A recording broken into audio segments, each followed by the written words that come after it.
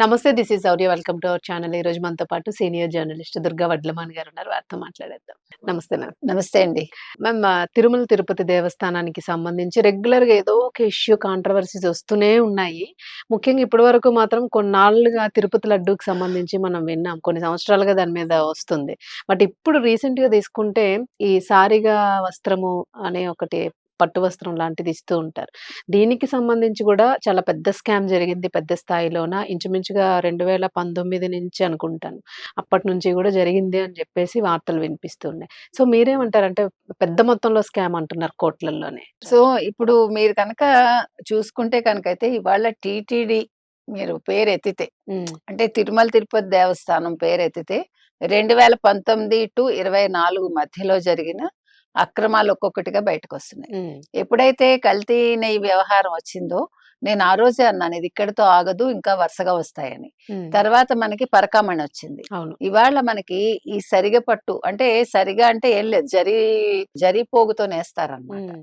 దాన్ని సరిగంచు అంటాం కదా మనం. హ్మ్. హ్మ్. సరిగంచు చీరలు సరిగ పట్టు అంటే మీకు మామూలుగా చీర నేసేసాక బోర్డర్ మాత్రం పట్టుతో ఉంటుంది. ఓకే. అది పట్టు కావచ్చు, పట్టు థ్రెడ్ లాంటిది కావచ్చు హ్మ్. ఏదైనా.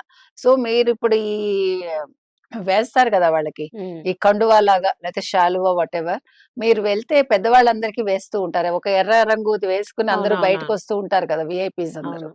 ఈవెన్ మీరు కూడా సుప్రభాత సేవలకు అలాంటి వాటికెళ్తే మనలాంటి వాళ్ళకి కూడా ఇస్తారు. హ్మ్. సో నేననేదేంటంటే ఇప్పుడు ఈ సరిగా పట్టుకు సంబంధించిన దీన్నేమనాలి ఈ శాలువాలో లేతే కండువాలో హ్మ్. వీటిలో కూడా మీకు స్కామ్ జరిగింది. అదే ఆశ్చర్యంగా ఉందసలు. ఇప్పుడు వీఆర్ఎస్ ఎక్స్‌పోర్ట్స్ అని నగరికి చెందిన వాళ్ళు రూ. 100 దాన్ని 1400కి హ్మ్. వాళ్ళు ఇక్కడ వీళ్ళకి సప్లై చేశారు. అంటే ఇప్పటి వరకు మీకు తెలిసి 2019, 24 మధ్యలో 54,00,00,000 బయటకొచ్చింది. హ్మ్. మీకు నగరి అనగానే మీకు వెంటనే గుర్తు రావాలి రోజా గారు. The great Roja. వైసీపీ రోజా. అంటే నిజంగా. ఇక్కడ కూడా ఆవిడ హస్తం ఉంది. అంటే ఆవిడ ఎక్కడా కూడా తగ్గలేదన్నమాట. హ్మ్. అంటే ఎందులో స్కాములు చేయడంలో. మీకు తెలుసు ఆవిడ మంగళవారం అయ్యేసరికి ఒక 30 మందిని తీసుకునెళ్ళి ఒక్కొక్కళ్ళ దగ్గర లక్షలు వసూలు చేసిందావిడ. అక్కడ చాలా కొన్ని కోట్ల స్కామ్ అక్కడ జరిగింది అనేది అందరికీ తెలుసు. హ్మ్. అంటే ఎవరికి వాళ్ళు భూమన కరుణాకర్ రెడ్డి పేరు చెప్పి లేకపోతే వైవి సుబ్బారెడ్డి పేరు చెప్పి వీళ్ళు తిన్నంత తిని వాళ్ళకి ఇవ్వాల్సినంత ఇచ్చారు అనేది బాగా పెద్ద టాక్ అప్పుడు. హ్మ్. సో ఇప్పుడు అంటే మీరు స్వామి వారిని ఎందులోనూ వదలలేదు. ఒక పింక్ డైమండ్ పేరు చెప్పి 2019 హ్మ్. ఎలక్షన్స్ కి ముందు మీరు ఒక రమణ దీక్షితుల్ని మీరు మరి బ్లాక్‌మెయిల్ చేశారో ఏం చేశారో ఆ పింక్ డైమండ్ మాయమైపోయింది. చంద్రబాబు నాయుడు పట్టుకెళ్ళిపోయారని ఒక పెద్ద స్కామ్ లాగా దాన్ని చేయించి ఆయన మీద చెడ్డ పేరు తీసుకురావడానికి ట్రై చేశారు. హ్మ్. కానీ 2024లో ఎప్పుడైతే టీడీపీ వచ్చిందో, ముఖ్యంగా చంద్రబాబు నాయుడు గారు ముఖ్యమంత్రి అయ్యాక, దాని మీద ఒక ఆర్కియాలజిస్ట్ హ్మ్. రిసర్చ్ చేసి, అసలది పింక్ డైమండ్ అనేది ఏమి పెద్ద డైమండ్ కాదు. అదొక చిన్న పింక్ కలర్ పూస అది. అది వీళ్ళెవరు ఒడియార్స్ చామరాజ్ ఒడియార్ కుటుంబ సభ్యులు ఢిల్లీలో ఒక హారం కొని, అది చిన్న పూస అది. దాన్ని స్వామివారికి కానుకగా ఇచ్చారంతే తప్ప, హ్మ్. పింక్ డైమండ్ అనేది లేదు అనేది ఆయన పరిశోధన చేసి దాన్ని మొన్న చెప్పటం జరిగింది. అంటే మీరేమీ లేని దాన్ని ఇంత వక్రీకరిస్తారు. ఇక్కడ ప్రతి దాంట్లోనూ స్కామ్స్ చేసుకుంటూ ఎళ్ళిపోతారు. ఇంకా ఎన్ని స్కామ్‌లొస్తాయి మీరు కంగారు అవును. పడకండి. నిన్న కల్తీ లడ్డూ విషయంలో, ఆ కల్తీ నెయ్యి విషయంలో ఒక ఒక రసాయనం పేరు బయటకొచ్చింది. ఆ హ్మ్. రసాయనం వాడారని. సో, నిన్న మొత్తం అంతా సుబ్రహ్మణ్యం బయట పెట్టాడు. ఎవరెవరు ఏమేం చేశారు అనే దానికి. అంటే నేననేదేంటంటే ఇప్పుడు అజయ్ సుగంధి అని అతను కెమికల్ సప్లై చేశాడు హ్మ్. నిన్న. అవన్నీ ఆ విషయాలు బయటకొచ్చాయి. వాళ్ళని రిమాండ్‌కి పంపించారు. అంటే ఇంకా ఎన్నొస్తాయి. ఇప్పుడు ఇవాళ రోజాని విచారించాలా? హ్మ్. రోజాని విచారిస్తే ఆ మంగళవారాలు, భక్తులు ఎంత తినింది అది కూడా బయటకొస్తుంది.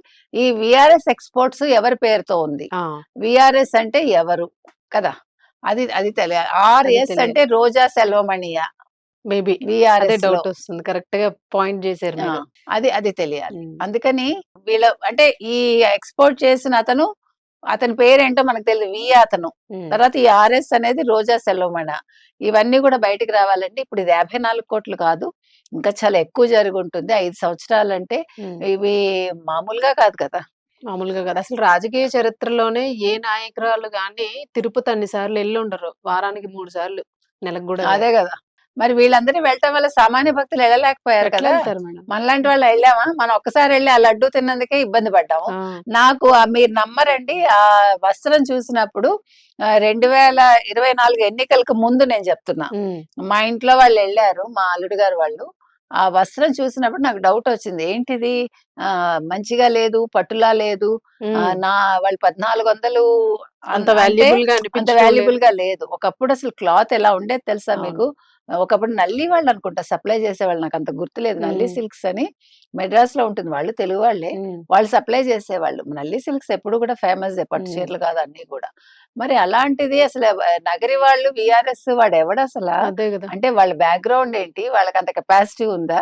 నగరిలోకి ఎందుకు మార్చారు? ఎప్పుడు మార్చారు? ఈ విషయాలు బయటికి రావాలి. హ్మ్. అంటే మెడ్రాస్ వదిలేసి, నల్లి వదిలేసి అసల ఇప్పుడు ఈ నే నందిని వదిలేసి ఎట్లా అయితే భోలే బాబాకి వీళ్ళకి ఇచ్చారో, హ్మ్. అలాగా ఈ పట్టు వస్త్రాలు గూడా ఇచ్చారంటే, ఇందులో సుబ్బారెడ్డి షేర్ ఎంత? కరుణాకర్ రెడ్డి షేర్ ఎంత? ఎవరి ధర్మారెడ్డి షేర్‌లెంత? షేర్ ఎంత?